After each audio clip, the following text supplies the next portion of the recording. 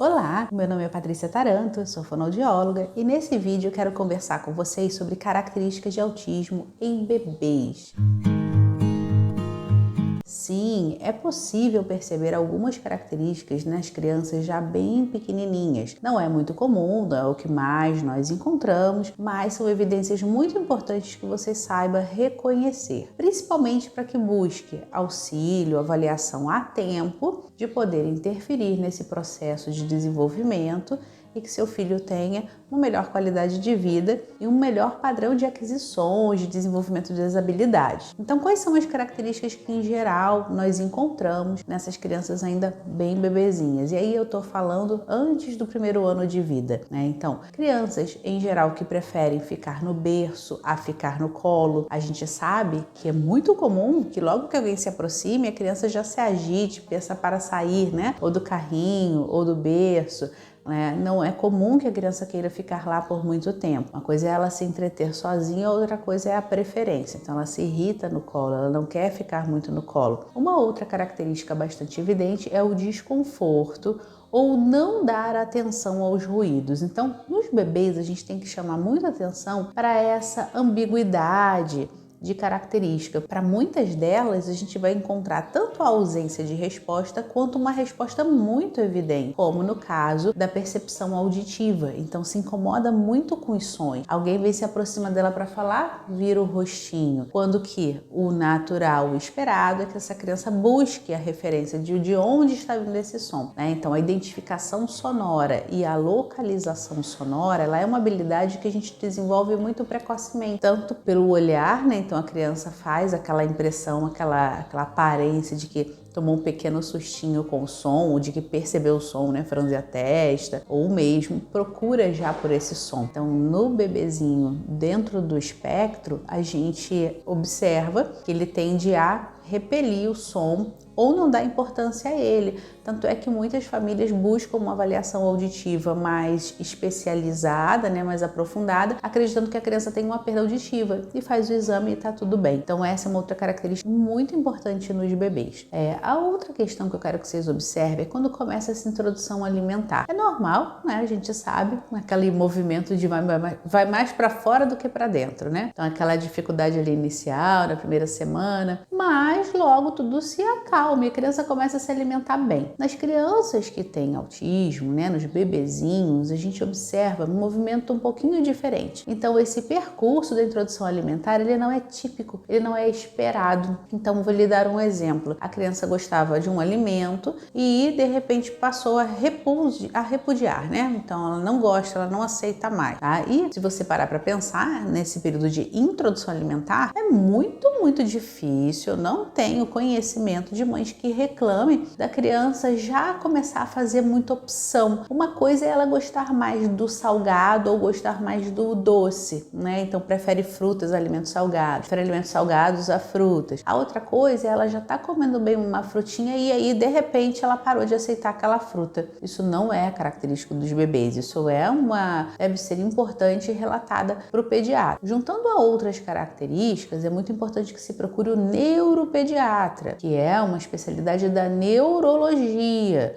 Então é médico também, mas é um médico especialista em neurodesenvolvimento, porque muitas vezes o pediatra vai ter dificuldade de encontrar essas características, principalmente de uma forma precoce. Então o neuro, ele vai ter um outro olhar por essa criança. Outra característica muito importante é o desenvolvimento motor atípico. Então não cumpriu os marcos ou cumpre o marco e perde o marco. Então o que é isso? Ela senta, né? Ela tem a prontidão pelas mãos, então começa a trazer objetos à boca, depois ela engatinha, fica em pé e começa a andar sozinha. Isso é o esperado da criança, né? Então, nas crianças com autismo, dentro do espectro, é evidente uma pequena, podemos dizer assim, uma bagunça nesse processo de desenvolvimento, né? Então, a criança, ela não está mais sentando, né? Ela está engatinhando de uma forma diferente, então ela não faz 4 apoios, ela levanta muito os pezinhos. Essas características aí diferentes que você está observando, você nunca via a criança fazer isso, né? Ou ela já estava engatinhando, já estava cumprindo um marco e de repente retrocedeu.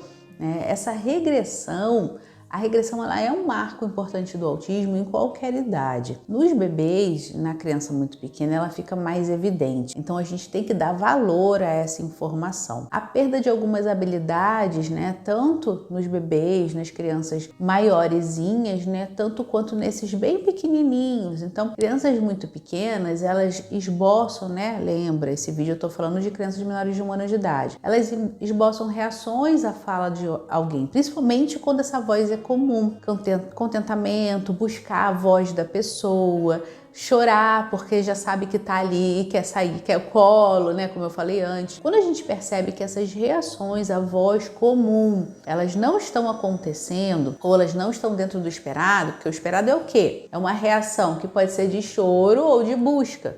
Essa reação, ela não acontece, tá? É uma reação de repelir o contato, né? Então, a mãe vem, a gente tem vídeos de bebês, né, em que eles aparecem já demonstrando isso. Então, a mãe vem e começa a cantar a musiquinha pertinho da criança, e a criança faz o quê? Ela vira o rostinho, numa tentativa de fuga. É um tanto quanto pela questão do estímulo auditivo, né? Também pela alteração comportamental no TEA, que a gente sabe que a questão da socialização, do se entregar ao outro, do estar próximo ao outro, para eles é mais difícil. Eu também já falei em alguns outros vídeos sobre aquela condição do neurônio motor, que não é em toda criança autista, mas que é uma informação que a gente encontra presente em muitas delas. A dificuldade desse neurônio motor de fazer o espelhamento de movimento. O que a gente espera de um bebê quando a gente está trocando uma fralda e a gente começa a conversar com ele, que ele olhe pra gente e que ele comece a copiar, a imitar algumas expressões faciais. Então, se você franze a testa, o bebê franze.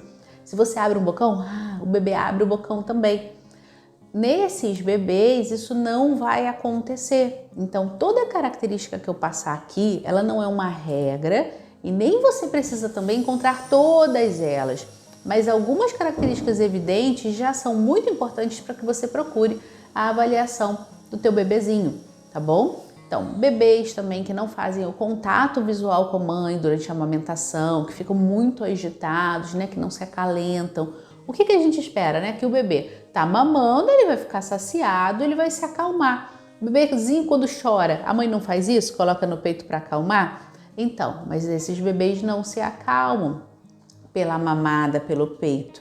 E também tem mais dificuldade de fazer o contato visual. Tá? Então, são bebês que não estão olhando para a mãe enquanto estão mamando, tá?